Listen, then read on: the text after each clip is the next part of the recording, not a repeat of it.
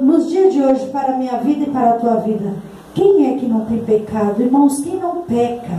Nós estamos aqui porque nós precisamos do Senhor. Nós estamos aqui porque pecamos. Nós estamos aqui porque nós precisamos da cura. Nós estamos aqui nesta noite porque nós precisamos do perdão do Senhor. Nós estamos aqui nesta noite porque sabemos que pecamos, erramos, mas nós temos um Deus misericordioso, que Ele tem a cura, Ele tem a libertação para a minha vida e para a tua vida. Não podemos cansar de buscar a cura, não podemos cansar de buscar a libertação. Enquanto nós vivermos, nós temos que buscar a libertação. Enquanto nós estivermos nesta terra, nós temos que buscar a cura. E quem tem para dar? Somente o Senhor.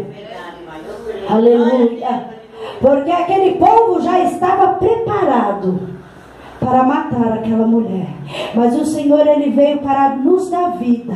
Ele veio para nos curar. Ele veio para nos libertar. Aleluia. Então nós viemos para a casa do Senhor porque nós queremos a cura, nós queremos a libertação, queremos ser diferente. O Evangelho é isso, é mudança de planos.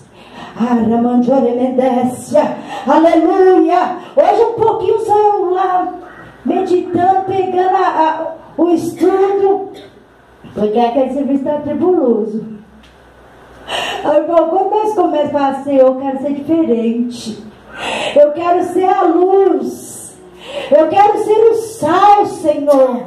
Eu quero, quando as pessoas me olharem, me veja diferente. Fala, ali vai uma serva do Senhor. Mas o adversário, os demônios dos gadarenos, ele nos persegue. Eu falei, eu fui hoje no banco, eu falei, Senhor, era 6.000 demônios naquele homem.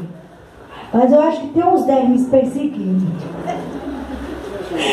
Mas o Senhor, Ele tem poder, irmão. Sabe por quê? Porque quando nós confiamos no Senhor, não tem demônio. Pode ser legião, pode ser 2 legião, 3 legião. Nós temos o mais poderoso do nosso lado, o leão da tribo de Judá, aleluia. E quando ele entra, não tem como, aleluia, adversário ficar brincando comigo e com você. Sabe por quê? Porque te dá graça.